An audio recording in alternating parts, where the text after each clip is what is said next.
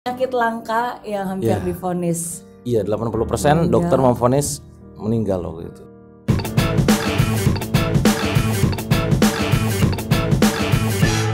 Eits, tunggu dulu. Sebelum nonton video lengkapnya, jangan lupa untuk subscribe ya dan klik link di bawah ini. Jangan lupa juga untuk klik tombol loncengnya. Oke?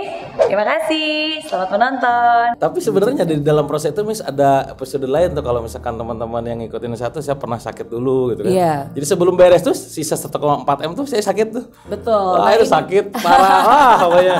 Nah, ini kalau kita nggak punya iman, lagi-lagi nggak punya keyakinan gitu kan, bahwa ini skenario ini adalah yang di atas yang ngendaliin, bahwa kita tidak akan diuji seperti apa tadi yang dikatakan, kita nggak akan diuji kalau misalnya kita nggak mau melewatin gitu kan, nggak akan bisa beres. Tapi nyatanya utang 7,7 M yang konon katanya orang lain itu sulit, susah, bisa clear 75 tahun ya, izin Allah, qadarullah gitu kan. Yang kedua, vonis meninggal dari dokter waktu itu 80% juga bisa sehat lagi sekarang. Iya, nah ini ada foto yang pengen saya tunjukkan ke Kang Dewa. Oh, ada fotonya ya? Bentar, aku lihat dulu nih. Nah. Oh iya. Ya itu pas waktu sakit. Apa yang teringat dari Kang Dewa ketika ngelihat foto ini? Yang pasti semuanya serba dadakan ya, semuanya serba tiba-tiba, dan gak ada yang menduga gitu bagaimana saya jatuh hanya dalam waktu 3 hari langsung masuk ke ICU.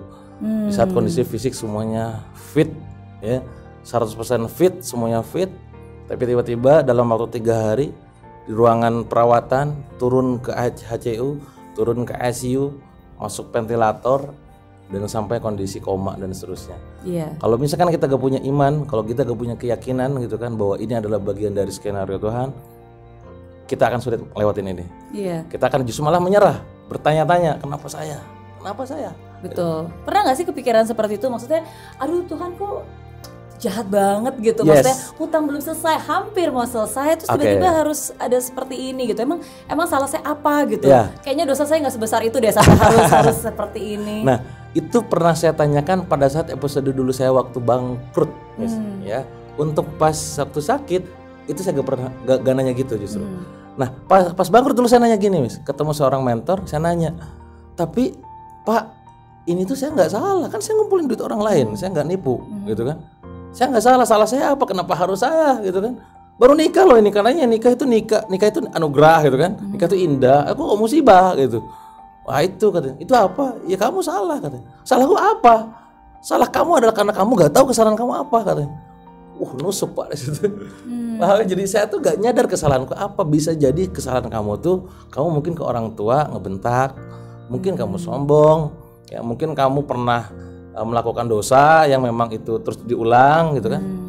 Saya nggak tahu, tapi kamu yang paling tahu. Di situ akhirnya ketemu, ini adalah bagian dari ujian ya.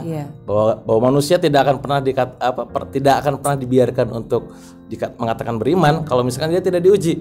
Jadi itu bisa jadi bagian dari ujian. Yes, ya sudah, terima. Nah, pada saat saya sakit, episode yang kedua ini, saat saya jatuh tidur gitu kan, malah jadi mengambil hikmah gitu kan. Oke, next. Tuhan pengen apa lagi nih? Oke.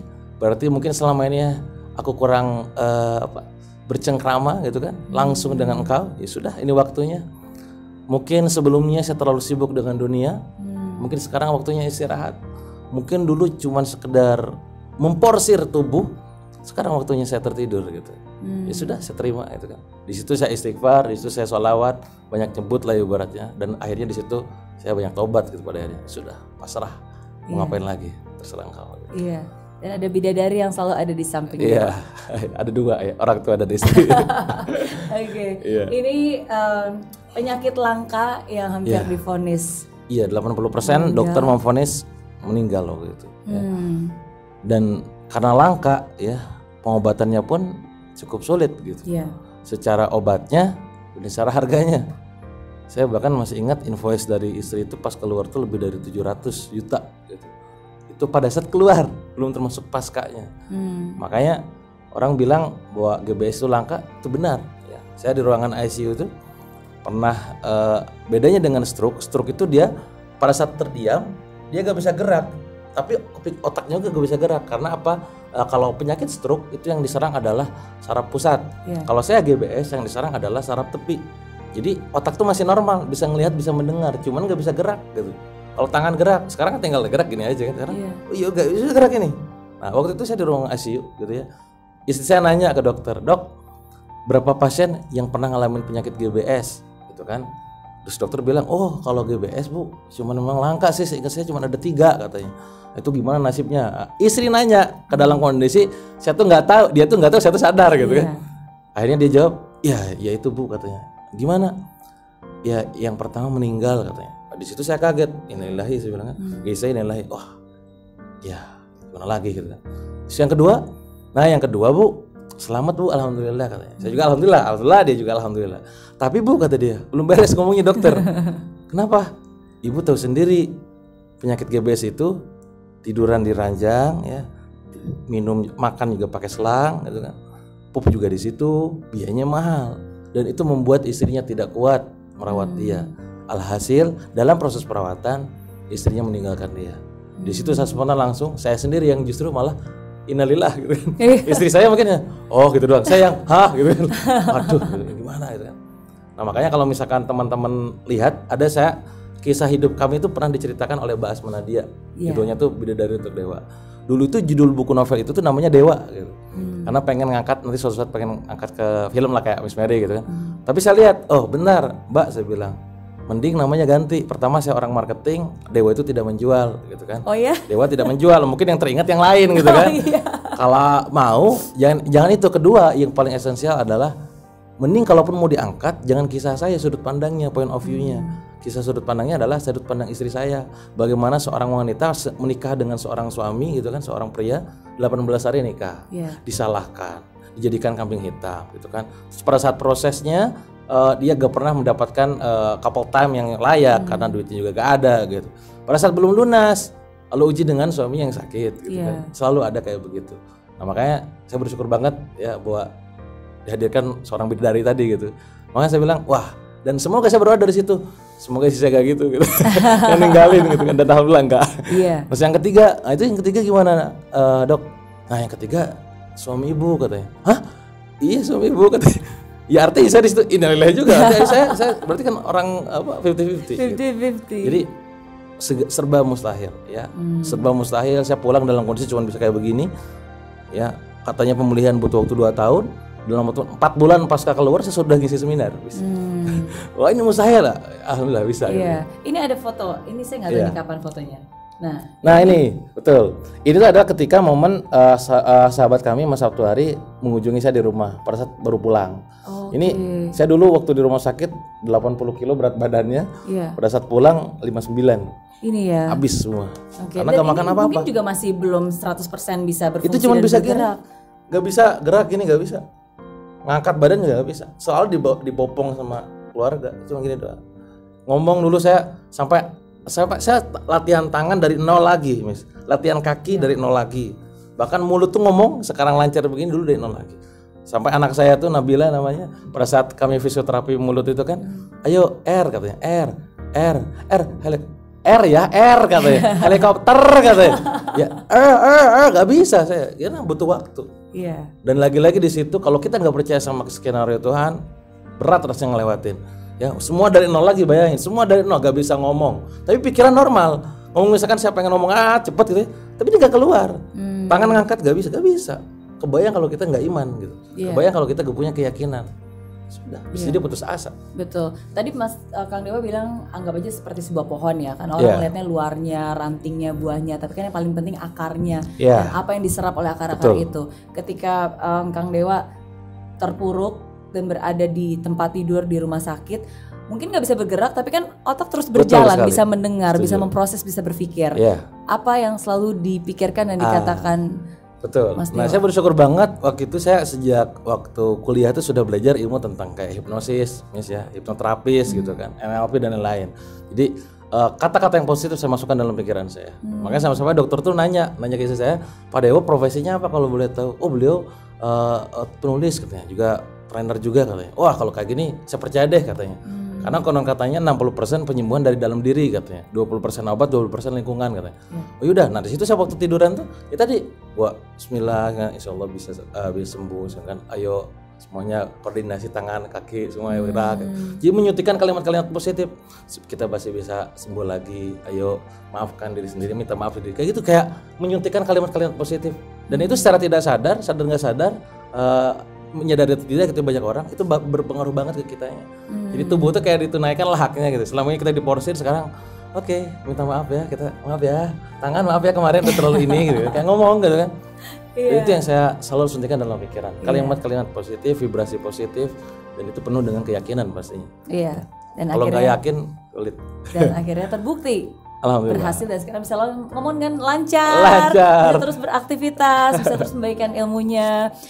Yang pengen tahu lebih banyak tentang detail ceritanya itu semuanya udah ada di bukunya banyak ya. Iya, buku udah 14. Bukunya udah 14. Salah satunya buku yang tadi itu Bidadari ya, untuk itu Dewa. Bidadari untuk Dewa. Indonesia Asma Nadia bukan saya. Betul, dan ada buku-buku lainnya juga semuanya. Tapi saya bersyukur banget ketika pertama kali saya dapat kabar bahwa Kang Dewa sakit. Itu saya kaget banget karena kan kita baru aja ketemu beberapa bulan yang sebelumnya kan, terus tiba-tiba sakit, terus saya ngelihat ada fotonya seperti itu, wow, tapi tidak ada yang mustahil bagi Tuhan, bagi dia ya. Betul, tidak ada yang mustahil. Kata mustahil hanya muncul pada orang-orang yang tidak punya keyakinan terhadap Tuhan. Oke. Penyakit langka, tapi akhirnya bukan hanya penyakit langka. Kalau orang ingat Kang Dewa Eka Prayoga, itu adalah talenta yang langka. Nah, ini manusia langka sebenarnya. Apapun juga yang dikerjakan selalu berhasil, selalu bestseller, selalu sukses. Itu apa nih? Talenta apa aja nih yang dimiliki? Ada banyak sebenarnya. Iya. Ya kalau saya sih sebenarnya pada dasarnya tadi ya, berawal dari saya memang DNA pengusaha gitu. Saya hobi usaha, gitu. Hobi saya bisnis. Makanya tadi kayak mindset gagal itu sangat wajar gitu. Yang namanya juga bisnis pasti gagal gitu kan, gagal rugi segala macam, sangat wajar sekali. Tapi seiring berjalannya waktu, terutama pada saat momen saya sakit, itu membuat saya akhirnya harus mempush limit saya gitu. Jadi bahwa aku pada saat saya bangkrut terutama ya, aku pengen ini bisa cepat selesai nih 7,7 M gitu kan. Apa yang saya lakukan? Saya men-setting pikiran saya bahwa ini semua adalah pemberian dari Tuhan, bahwa aku ini orang luar biasa, tidak ada celah sedikit pun kekurangan, aku pasti bisa menguasai banyak ilmu. Diusahakan semua keilmuan, terutama ilmu yang berhubungan dengan duit ya. Kenapa? Karena saya goalnya pengen lunas utang gitu kan. Yang saya list adalah ilmu tentang bisnis dan jualan. Saya tulis digital marketing, copywriting, storytelling, NLP, hypnosis, public speaking dan lain-lain, semua tulis. Ada lebih dari 30 keilmuan. Dan saya ngomong ke diri saya sendiri, Dewa, kamu harus bisa menguasai ilmu-ilmu ini dalam kurun waktu kurang dari 3 tahun, dan tidak hanya sekedar memahaminya, tapi juga bisa melakukannya dan master di bidangnya. Saya lakukan itu, saya tiap hari belajar, bahkan tidur saya kurang, bisa dikatakan sangat kurang. Saya tidur jam 11, bangun jam 2, misalkan 3 jam doang, demi menguasai itu semua. Alhasil sekarang saya ada bisnis di beberapa bidang yang memang goalnya ujung-ujungnya sih saya suka ngedukasi orang juga sama kayak Miss Mary, fokus ke bisnis dan segala macam. Ada juga saya sebagai seorang penulis juga, alhamdulillah udah ada 14 buku yang kemarin terbaru Jackpot Rezeki juga lumayan meledak gitu ya. Iya, semuanya meledak terus. Jadi bersyukur banget buku-bukunya diterima dengan baik oleh teman-teman. Lagi-lagi kalau bicara masalah nulis, ini juga rada menarik nih. Saya tuh nggak secara passion, secara hobi itu saya gak suka nulis. Tapi lagi-lagi ketika saya melihat bahwa ternyata orang-orang berkomentar baik terhadap tulisan saya, Kang Dewa tulisnya kok bagus ya, Kang Dewa nabok-nabok nih gitu kan. Wah ini loh kok pada komennya bagus ya gitu. Di situ saya berpikir ternyata di dunia ini tuh ada yang namanya minat, ada yang namanya bakat. Ya, minat itu adalah apa yang kita suka, bakat itu adalah apa yang dikasih sama Allah, giftnya itu kan. Nah ternyata saya itu berbakat menulis, tapi minatnya kurang. Tapi saya kalau saya melakukan hanya apa yang saya suka, minat doang, itu yang namanya egois. Berarti kita gak bersyukuri apa yang dikasih sama Allah kan. Yaudah di situ saya sadar, maka saya berbakat nulis, saya paksakan diri saya untuk mau menulis. Minatnya apa dong kalau gitu? Minat saya tadi di bisnis. Minat saya di bisnis, bahkan saya lebih suka ngomong. Suka ngomong kayak begini gitu. Public speaking saya lebih suka dibandingkan saya nulis gitu. Nah, dari situ saya juga jadi penulis. Terus saya juga karena tuntutan skenario saya harus menyelesaikan utang, mempelajari ilmu jualan, dan saya tahu di daerah digital harus dunia digital semuanya. Saya ikutin namanya internet marketing, saya main affiliate marketing, 23 kali ikutan kontes, alhamdulillah izin Allah 23 kali juga saya menang juara 1. Itu angkanya lumayan besar. Nah dari situ saya juga main affiliate, saya juga di situ nanti ada jadi trainer juga, saya juga buat workshop, ya teman-teman mungkin yang sering ikut saya juga ada workshop. Dan lagi-lagi harganya mahal. Dan selalu orang kain komen harganya mahal banget, emang puas loh gitu kan. Ya, kenapa mahal? Karena sekali lagi yang kamu beli bukan ilmunya, tapi perjalanan kami ke belakang. Ya kami buat workshop harga mahal, Extreme Funneling, produk Lunch Dynamite, Supersonic, harga 7,7 sampai 10 juta dan selalu full seat. Ya 100 seat, 150 seat. Iya.